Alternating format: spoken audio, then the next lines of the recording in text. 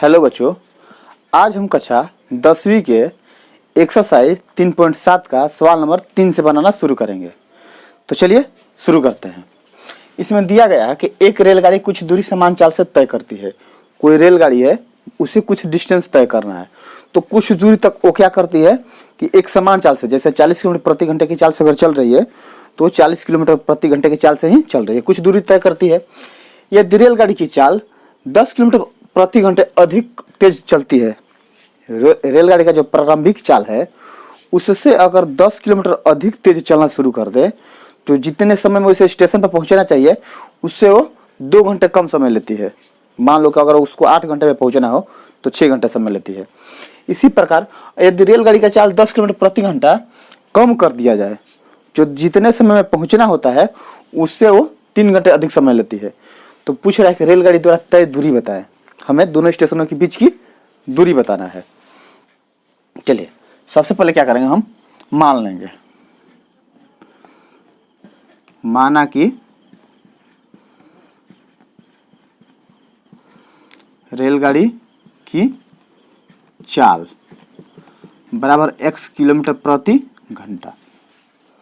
देखो एक बार फिर आपको हम सवाल समझा दे रहे हैं। मान लीजिए ये कोई स्टेशन है A और ये कोई स्टेशन है B।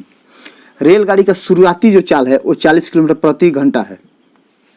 समझाने के लिए, समझने के लिए सवाल को, 40 किलोमीटर प्रति घंटा चाल है तो मान लो वो रेलगाड़ी 5 घंटे में पहुंचती है। तो अगर इसके चाल में हम 10 किलोमीटर और वृद्धि कर दें तो क्या करती है, जितना समय पहुंचना चाहिए उससे वो 2 घंटे कम समय लेती है। ऐसे ही इसका चाल कितना था, 40 किलोमीटर प्रति घंटा है। अब बोल रहा है कि इसका चाल इसका और 10 किलोमीटर हम कम कर दें तो जितने समय में पहुंचना चाहिए, कितने समय में इसको पहुंचना चाहिए, 5 घंटे में, तो जितने समय में पहुंचना चाहिए उससे ये 3 घंटा अधिक समय लेती है। तो दोनों स्टेशनों से, A और B स्टेशनों से बीच की दूरी बताएं, यही हमारा सवाल है। आइए अब सवाल बनाते हैं। देखिए ये क्या हो गया हमारा, रेलगाड़ी का चाल। अब यहाँ पर हम मान लीजिए रेलगाड़ी द्वारा लिया गया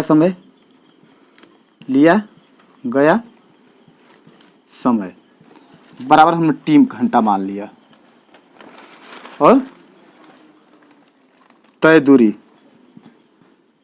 दूरी या दोनों स्टेशनों के बीच की दूरी आप कुछ भी लिख सकते हैं, हमने इसको D मान लिया, D किलोमीटर। अब एक हमने सूत्र पढ़ा है, चाल बराबर क्या होता है, दूरी बटा में समय। देखिए चाल हमारा क्या है, हमने क्या माना है, x माना है, बराबर दूरी हमने क्या माना है, D माना है, और समय हमने क्या माना है, T माना है। अगर इसको हम बाई CM करें तो D बराबर क्या हो जाएगा हमारा, XT। चलो ये हमारे काम का कुछ चीज हुआ, इसको हमने समीकरण 1 मान लिया। अब देखिए केस 1 में क्या बोल रहा है, केस 1 में बोल रहा है कि यदि रेलगाड़ी का चाल 10 किलोमीटर बढ़ा दिया जाए, जिस स्पीड से रेलगाड़ी चलती है उसका स्पीड उससे 10 किलोमीटर अधिक कर दिया जाए। तो किस स्पीड से अभी चल रही है रेलगाड़ी हमारा, 10 किलोमीटर प्रति घंटे की स्पीड से चल रही है। इसका स्पीड हमें कितना बढ़ाना है, 10 किलोमीटर।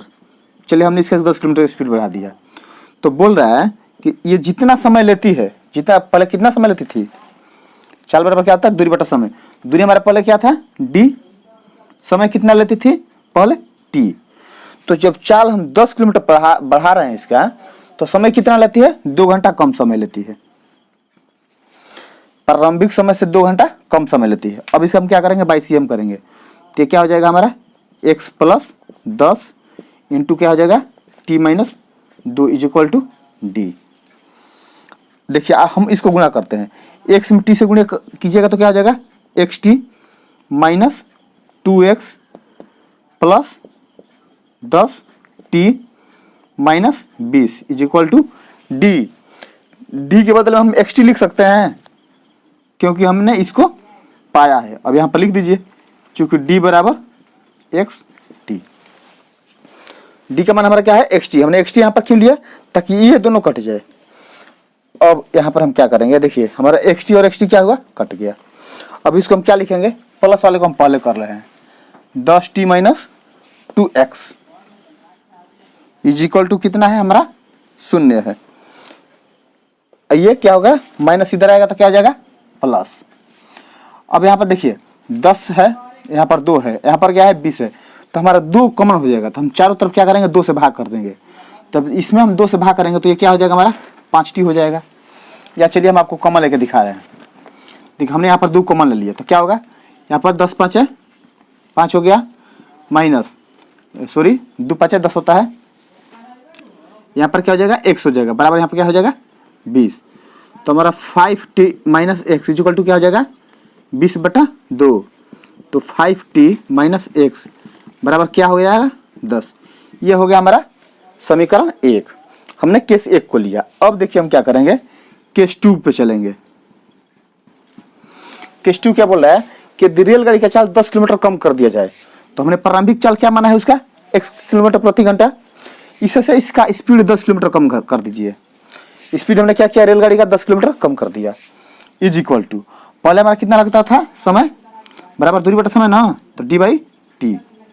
अब देखिए दूरी तो हमारा वही है दोनों स्टेशन से बीच की। अब हमारा क्या हुआ, समय वेरी कर रहा है। तो हमारा पहले समय देखिए जब हमने चाल को घटाया तो ये आपको पता है कि जब हम चाल को घटाएंगे तो क्या होगा, हमारा समय बढ़ जाएगा।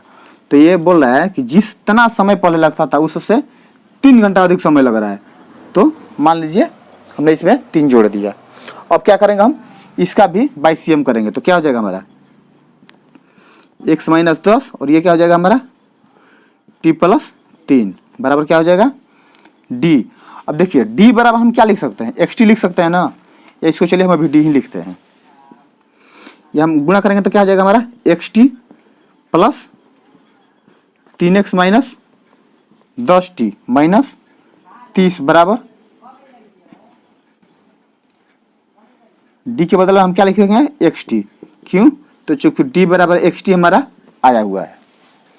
यहाँ तक कन्फर्म।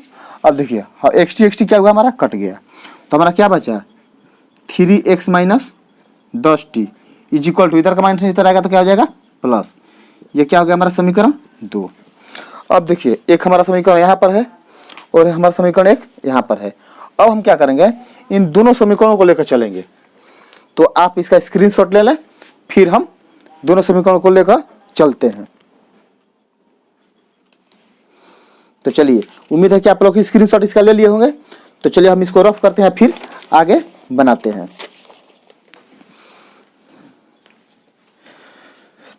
पहले हम समीकरण दोनों लिख ले रहे हैं। देखिए हमारा समीकरण पहला क्या है, हमारा पहला समीकरण आया है हमारा 5t माइनस एक्स बराबर 10। ये हमारा होगा पहला समीकरण। और दूसरा क्या है 3x माइनस 10t बराबर 30। ये हो गया हमारा समीकरण 2। 5x माइनस टी और 3x माइनस 10t, ये t है। अब हम इसको रफ करते हैं फिर आगे बनाएंगे।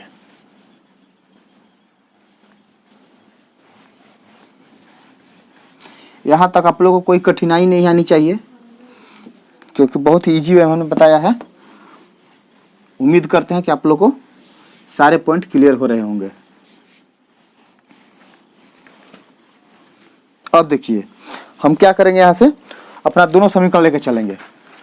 तो हम इसको यहाँ पे लिख रहे हैं समीकरण 1 तथा 2 से, 1 तथा 2 से। हाँ समीकरण क्या है 5t minus as x is equal to 10 और दूसरा क्या है 3x minus 10t is equal to 30 समीकरण 2। अब देखिए इसमें कौन सा पद बराबर है। अगर हम x को देखें तो यहाँ पर 1x है, यहाँ पर 3 है, यहाँ पर 5 है, यहाँ पर 10 है। तो हम क्या करेंगे, किसी एक को बराबर करना है। तो देखिए यहाँ पर प्लस यहाँ पर माइनस है, तो हम क्या करेंगे इसको बराबर कर देंगे। तो इसमें हम अगर 2 से गुणा कर दें तो 5 क्या हो जाएगा 10 हो जाएगा ना। अब बस हमें एक ही पद को ही बराबर करना है, तो हमने डायरेक्ट 2 से गुणा कर दिया। अगर आप चाहें तो इसमें 10 से गुणा कर सकते हैं और इससे 5 में गुणा कर सकते हैं। टी का गुणांक यहाँ लिख सकते हैं और इस टी का गुणांक यहाँ लिखकर भी गुणा कर सकते हैं। तो उससे दोनों समीकरण में गुणा करना पड़ेगा। अब देखिए 5 में 2 से गुणा किया तो कितना हो गया हमारा 10t माइनस 2x बराबर 20। ये हमारा क्या है समीकरण 1। समीकरण 2 ना। अब देखिए हम क्या करेंगे कि ये तो हमारा समीकरण ऐसा ही है, इसको हम लिख लेंगे 3x माइनस 10t बराबर 30 समीकरण 3। अब देखिए यहाँ पर प्लस है, यहाँ पर माइनस है, ये दोनों कट गया। अब यहाँ पर 3x, यहाँ पर 2x, तो 3x में से 2x गया तो क्या बचेगा, x बचेगा। और 3 2 5, 50। x हमने किसको माना था, रेलगाड़ी की चाल को, तो हमारा इस रेलगाड़ी का चाल मिल गया ना, 50 किलोमीटर प्रति घंटा है। अब क्या करेंगे, इस मान को हम किसी एक समीकरण में रख लेंगे। तो लिखेंगे हम समीकरण 2 में x का मान रखने पर, और हमारा समीकरण 2 क्या है, 5t minus x is equal to 10। ये हमारा समीकरण 2। अब इसका तो कोई काम है नहीं, तो इसको हम चलिए मिटा दिए। अब देखिए हमें x का मान मिला है, तो हम क्या करेंगे, 5t माइनस x का मान हमारा 50 है, यहाँ पर 50 लिख दिए, बराबर 10। अब देखिए 5t को हम यहीं पर रखेंगे, इज इक्वल टू, इधर का माइनस इधर आएगा तो प्लस हो जाएगा, तो इधर क्या हो जाएगा, 10 प्लस 50, तो 5t बराबर क्या हो जाएगा, 60। तो t बराबर क्या हो जाएगा, 60 बटा में 5, 12 5 60, t इज इक्वल टू क्या हो गया, 12। हमारा समय कितना था, 12 घंटा समय लग रहा था। प्रारंभिक अगर 50 किलोमीटर स्पीड से रेलगाड़ी चलती तो हमारा समय कितना लगता, 12 घंटा। दूरी हमारा स्पीड कितना था, 50 किलोमीटर प्रति घंटा। अब हमें दूरी निकालना है, तो दूरी बराबर क्या होता है, चाल बटा में समय। तो दूरी हमारा, दूरी का ऐसे ही रहेगा, बराबर चाल हमारा क्या है,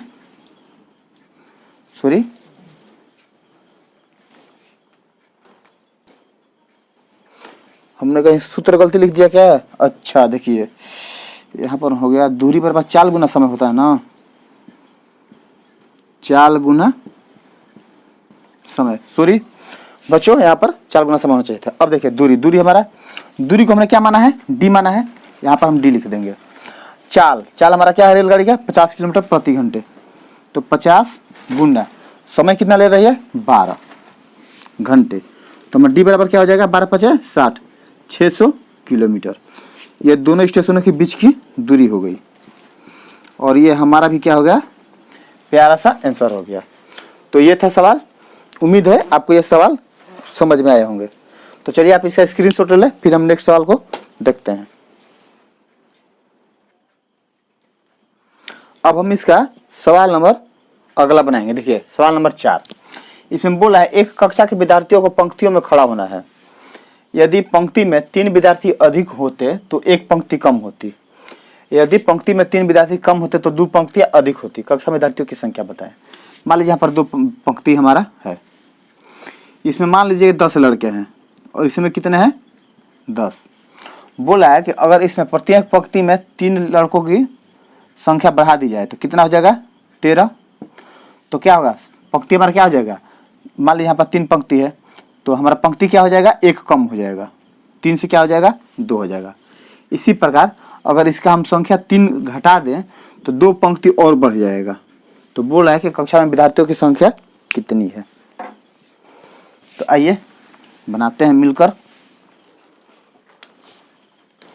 लिखेंगे हम, माना कि प्रत्येक पंक्ति में छात्रों की संख्या बराबर कितना है, x। हमने प्रत्येक पंक्ति में छात्रों की संख्या बराबर x मान लिया। अब क्या मानना है हमें, कुल पंक्तियों की संख्या कितनी है। तो यहां पर लिखेंगे कुल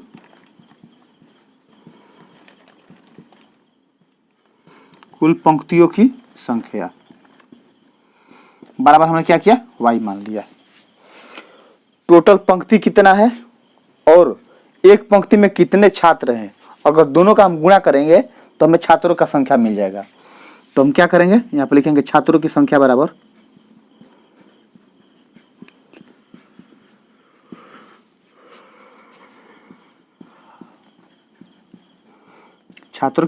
क्या हो जाएगा हमारा, प्रत्येक पंक्ति में छात्रों की संख्या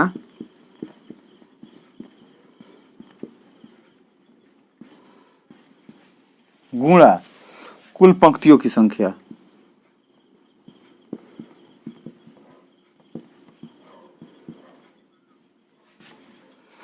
कुल पंक्तियों की संख्या। अब देखिए प्रत्येक पंक्ति में छात्रों की संख्या कितनी है x, और कुल पंक्तियों की किसी संख्या हमने कितना माना है y। तो ये क्या होगा हमारा समीकरण 1। यह हो गया छात्रों की संख्या बराबर।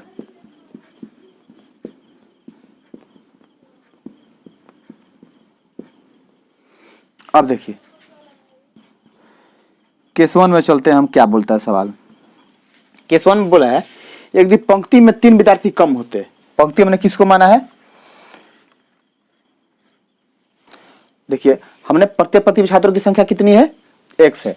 तो बोल रहा है कि अगर प्रत्येक पंक्ति में 3 छात्र कम होते, पंक्ति से हमने 3 छात्रों को कम कर दिया, तो पंक्तियों की संख्या 1 कम होती। तो हमारे पंक्तियों की संख्या कितना है, पहले से y है, इसमें से 1 कम हो जाता। सवाल यही बोल रहा है ना कि अगर प्रत्येक पंक्ति में हम सवाल बोला यदि प्रत्येक पंक्ति में 3 विद्यार्थी अधिक होते, तो हमने क्या किया 3 विद्यार्थी जोड़ दिया। सॉरी बच्चों, यदि प्रत्येक पंक्ति में 3 विद्यार्थी अधिक होते हैं तो पंक्तियों की संख्या 1 कम हो जाती और टोटल छात्र हमारे कितने हो जाते हैं, एक्स वाई पहले से ही है। अब हम क्या करेंगे, इसका गुणा करेंगे तो क्या हो जाएगा x y minus x plus 3y बराबर x minus plus 3y minus 3 बराबर एक्स वाई। एक्स वाई कट गया तो हमारा क्या हो जाएगा 3y माइनस एक्स बराबर, इधर का माइनस हो जाएगा तो क्या होगा प्लस। ये हो गया हमारा समीकरण 2। हमने इसे समीकरण 2 मान लिया। अब बोल रहा है, आइए केस 2 में देखते हैं। बोला है कि अगर प्रत्येक पंक्ति में 3 विद्यार्थी कम होते, तो पहले से थे x, उसमें से 3 कम हो गए, तो पंक्तियों की संख्या 2 बढ़ जाती। तो पहले से पंक्ति है y, इसमें क्या होगा 2 संख्या बढ़ जाएगा। टोटल हमारे छात्र कितने हैं एक्स वाई। तो अब इसमें हम गुणा करेंगे तो क्या हो जाएगा हमारा x y minus 2x minus 3y plus 2x होगा ना, plus 2x minus 3y minus 6 बराबर एक्स वाई। अब ये एक्स वाई क्या होगा हमारा कट जाएगा, तो हमारा क्या हो जाएगा 2x माइनस 3y बराबर, इधर का माइनस इधर जाएगा तो प्लस हो जाएगा। इसे हमने समीकरण 3 मान लिया। अब देखिए हमारा समीकरण 2 और समीकरण 3 लेकर चलेंगे तो हमारा आंसर आ जाएगा। तो लिखेंगे यहाँ पर हम समीकरण 2 तथा 3 से। हमारा समीकरण 2 क्या है 3y माइनस एक्स बराबर 3, ये हो गया समीकरण हमारा 2। और 3 क्या है 2x माइनस 3y बराबर 6, समीकरण 3 हो गया। अब देखिए इसके आगे प्लस इसके आगे माइनस है, दोनों कट जाएगा और 2x में से एक x चला जाएगा तो एक x बचेगा बराबर 6 3 9। अब ये जो x का मान आया है, इस मान को क्या करेंगे हम समीकरण 1 या 2 में रखेंगे, हमारा y का मान आ जाएगा। तो ये काम कीजिए, आप इसका स्क्रीनशॉट ले लें, फिर हम थोड़ा इधर अप करके यहीं पे बनाते हैं। आप इसका स्क्रीनशॉट ले लें।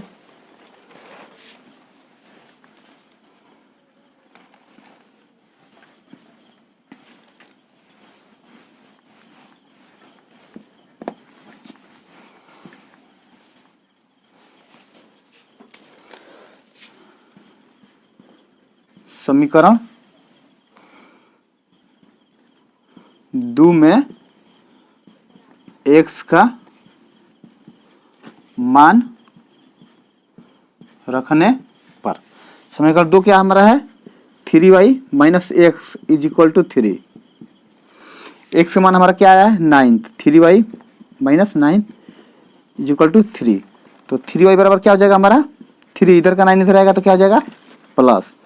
तो 3y बराबर क्या हो जाएगा 12, y बराबर 12/3। कितना बार में कटेगा 4 टाइम में, तो y बराबर क्या आ गया 4।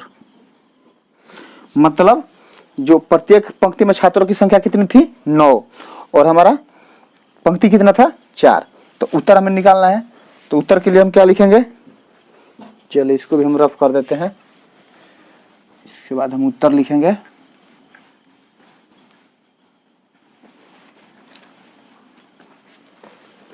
अब देखिए हमारा छात्रों का संख्या बराबर क्या आया था, छात्रों का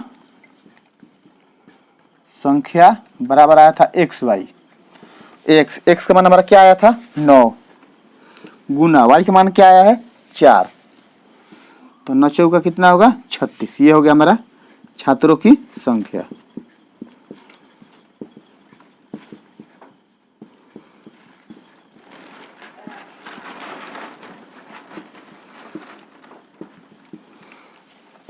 ये हो गया सवाल नंबर 4 का उत्तर। तो उम्मीद है आप लोगों को सवाल समझ में आया होगा। तो आप इसका स्क्रीनशॉट ले लें, फिर हम नेक्स्ट सवाल देखते हैं। अब हम इसका सवाल नंबर 5 बनाएंगे। देखिए बोला एक त्रिभुज है एबीसी जिसमें हमें ये मान दिया गया है। तो त्रिभुज के तीनों कोण पूछ रहा है। तो सबसे पहले हम इसको यहाँ पर लिखेंगे। तो चलिए लिखेंगे हम कोण सी बराबर 3 कोण बी बराबर 2 इंटू कोण ए प्लस कोण बी। अच्छा एक चीज इसमें नोट कीजिए, इसके बराबर ये है और इसके बराबर ये है, तो इसके बराबर ये भी हो सकता है। तो हम इसको क्या लिख सकते हैं, कोण सी बराबर 3 कोण बी लिख सकते हैं ना। इसके बराबर ये है, इसके बराबर ये है, तो इसको भी हम लिख सकते हैं 3 कोण बी बराबर 2 इंटू कोण ए प्लस कोण बी। कोई दिक्कत? हम इसके बराबर इसको लिख दिए और इसके बराबर इसको लिख दिए। अब हम इसको हल करेंगे। तो देखिए 3 कोण बी को हम ऐसे ही छोड़ दे रहे हैं बराबर। अब इसे दूसरे क्या करेंगे, दोनों में गुणा कर देंगे। तो क्या आ जाएगा 2 कोण ए प्लस 2 कोण बी। यहाँ पर हो जाएगा 3 कोण बी माइनस 2 कोण बी बराबर क्या हो जाएगा 2 कोण ए। हमने इधर का बी इधर ला दिया। तो अब यहाँ पर हमारा क्या बचा, 3 में से 2 गया, 1 बचा, मतलब कोण बी बचा बराबर क्या हो गया 2 कोण ए। तो हमारा इसलिए ए बराबर क्या हो जाएगा, कोण ए बराबर हमारा क्या हो जाएगा कोण बी बटा में 2 हो जाएगा ना। इधर का 2 इधर चला आया, इधर गुणा के रूप में था, इधर भाग के रूप में चला आया। हमें कोण ए मिल गया, कोण बी तो कोण बी है ही, और कोण सी बराबर क्या दिया है 3 कोण बी। तो हमें तीनों कोण मिल गया। तो चलिए हम इसका मान निकालते हैं। यहाँ पर लिखेंगे कि हम लोग जानते हैं कि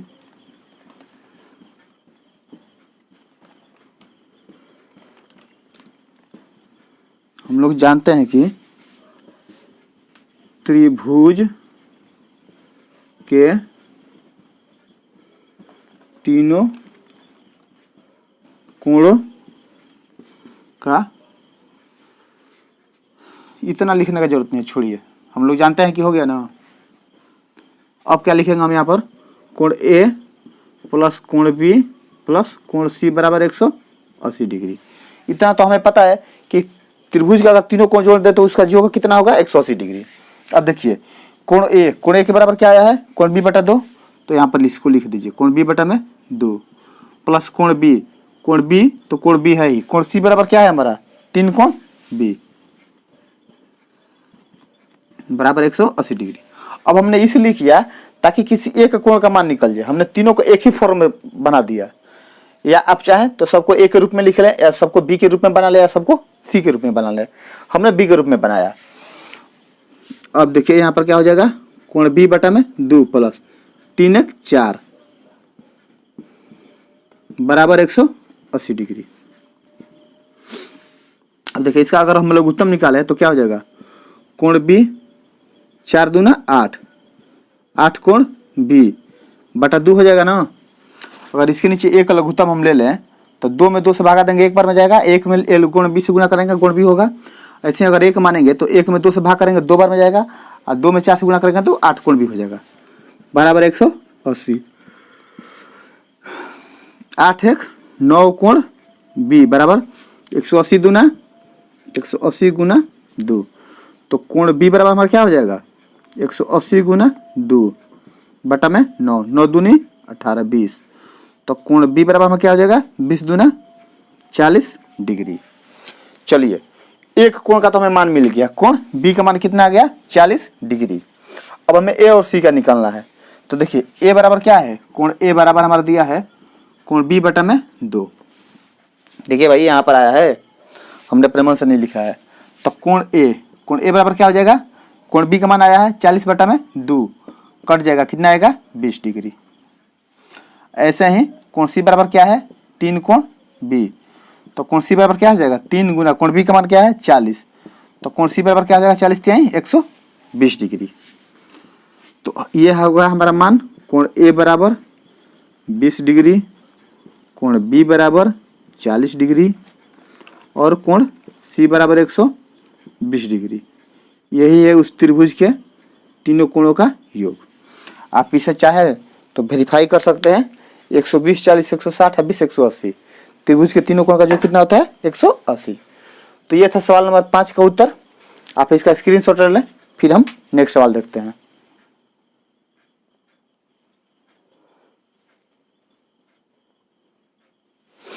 अब हमें सवाल नंबर 6 बनाना है। तो सवाल नंबर 6 में 2 समीकरण दिया गया है और बोला कि इस समीकरण की सहायता से आप एक ग्राफ के कॉपी पर त्रिभुज बनाए। अच्छा, तो चलिए सवाल बहुत ही आसान है, हम बनाएंगे। और सॉरी हमारे पास ग्राफ का कॉपी अवेलेबल नहीं है, तो हम इसी पे बनाएंगे। आप लेकिन ग्राफ के कॉपी पर बनाना ताकि आपके लिए आसान हो। तो चलिए स्टार्ट करते हैं। सबसे पहले हम दोनों समीकरणों को लिखेंगे। 5x माइनस वाई बराबर 5, ये हो गया समीकरण हमारा एक। और दूसरा क्या है 3x माइनस वाई बराबर 3, ये हो गया समीकरण 2। सबसे पहले हम समीकरण एक लेकर चलेंगे। समीकरण एक का हमारा क्या है 5x माइनस वाई बराबर 5। अब यहाँ पर हम अपने से कोई भी मान बैठा लेंगे, x या y का कुछ भी अपने से मान बैठाएंगे, जो हमारा मान आएगा वही क्या होगा हमारा उत्तर होगा। चलिए, तो x बराबर हमने क्या किया, x बराबर हमने यहाँ पर 1 ले लिया। तो क्या हो जाएगा हमारा 5 गुना x का मान 1 है, यहाँ पर 1 लिख दिए, माइनस वाई बराबर 5। तो क्या हो जाएगा माइनस वाई बराबर प्लस 5 इधर से है, इधर प्लस इधर आएगा तो क्या हो जाएगा -5, माइनस माइनस कट गया। तो y बराबर क्या हो गया हमारा 0, इसलिए y बराबर 0।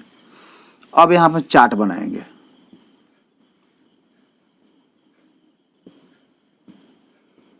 x y, x का मान हमने 1 रखा,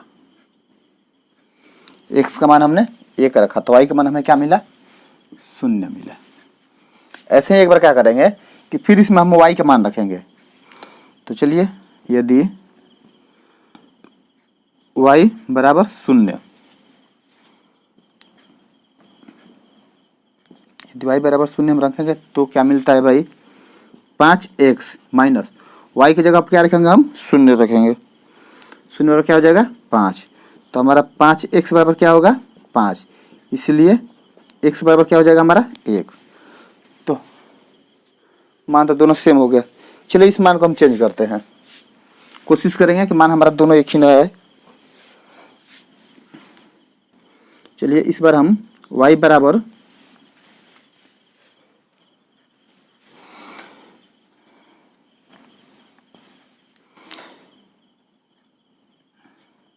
इस बार हमारे x बराबर हम 0 रख रहे हैं। आप चाहें तो x का मान दोबारा भी रख सकते हैं, कोई दिक्कत नहीं है। तो चलिए x बराबर हम 2 रख रहे हैं, सॉरी 0। तो क्या हो जाएगा 5 गुना 0 माइनस वाई बराबर क्या हो जाएगा 5। तो ये तो 0 हो जाएगा, 0 माइनस वाई बराबर 5। तो y बराबर हमारा क्या हो जाएगा -5। तो x का मान हमने 0 रखा, तो y का मान क्या आ गया -5। ये था समीकरण 1। अब हम क्या करेंगे, एक बार समीकरण 2 से लेकर चलेंगे।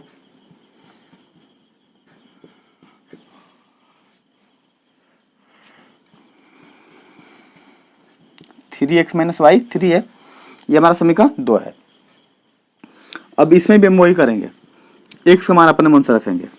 तो देखिए, अगर x का मान हम 1 रख रहे हैं यहाँ पर, तो क्या होगा 3 गुना 1 माइनस वाई बराबर 3।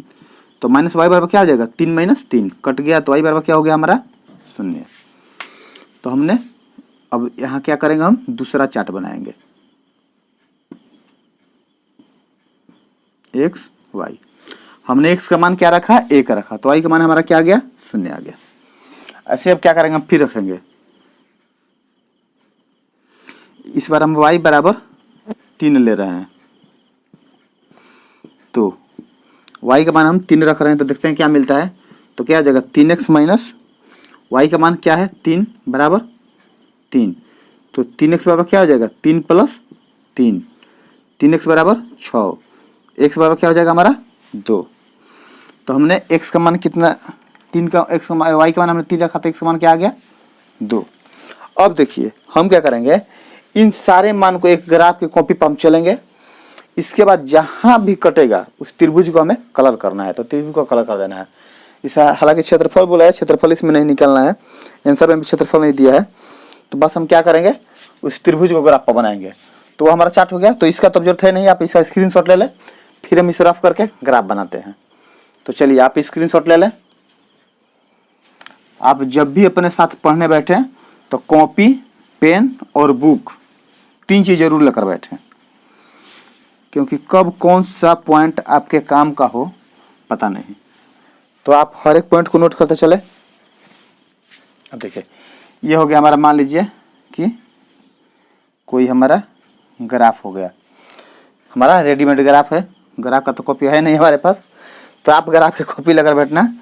ये हो गया x, ये हो गया हमारा x डैश, ये हो गया y और ये हो गया हमारा y डैश। 1 2 3 4 5 6 7, ऐसे 1 2 3 4 5 6, 1 3 4 5, 1 2 3 4 5। चलिए इसको हम डिजिट पे अपना लिख दे रहे हैं।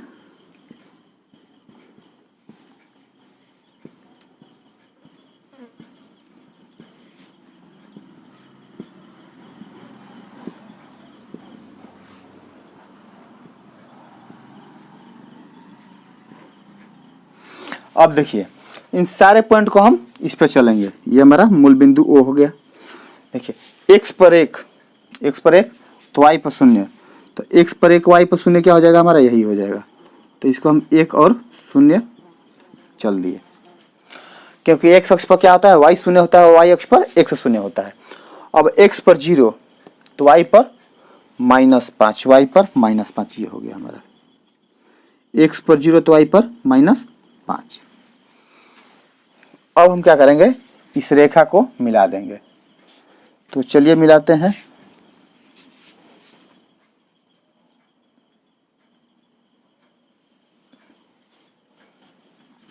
अब देखिए हमें x बराबर 1 चलना है, तो x बराबर हमारा 1 तो y बराबर 0, यही हो गया हमारा, x बराबर 1 y बराबर 0।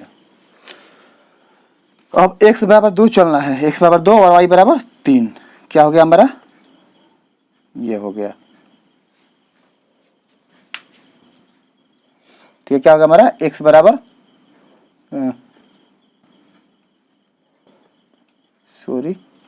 ये हमारा हो गया यहाँ पर x बराबर 2 y बराबर 3। अब हम क्या करेंगे, इस मान को मिला देंगे। अब हमें क्या करना है, इसे मिलाना है। तो हमारे पास तो स्केल है नहीं, तो हमारा शायद लाइन तिरछा हो जाए या थोड़ा सा ग्राफ इधर उधर हो जाए, लेकिन आप ऐसा मत करना, आप डायरेक्ट स्केल से ही बनाना। तो देखिए हम इसको अब मिलाने की कोशिश कर रहे हैं, तो ये हमारा लगभग यही होकर जाएगा, यही है। अब देखिए इसमें बोल रहा है त्रिभुज, तो त्रिभुज हमारा कहाँ बन रहा है, त्रिभुज हमारा ये वाला भाग बन रहा है। तो इस त्रिभुज का निर्देशांक क्या होगा, अगर हमने इसको a मान लिया, इसको b मान लिया और इसको c, तो हमारा निर्देशांक क्या हो जाएगा, a बराबर क्या है हमारा, x पर 1 और y पर 0, तो क्या लिखेंगे हम, x पर 1 और y पर 0, और b बराबर हमारा क्या हो जाएगा, b हमने इसको माना है ना, तो x पर कितना है हमारा, x पर 0 है और y पर क्या है -3, x पर 0 और y पर -3। ऐसे ही हमारा c है, c बराबर क्या हो जाएगा हमारा, x पर 0 y पर -5, एक्स बराबर 1 शून्य, वाई बी बराबर माइनस 0 माइनस 3 और 0 माइनस 5, और यही हमारा क्या हो गया, उत्तर हो गया। हमें बस ये बताना था कि अगर हम इस क्वेश्चन को ग्राफ पर चलते हैं तो एक त्रिभुज बनेगा, उस त्रिभुज को हमें छायांकित करना है और ये बताना है कि उसका निर्देशांक क्या है।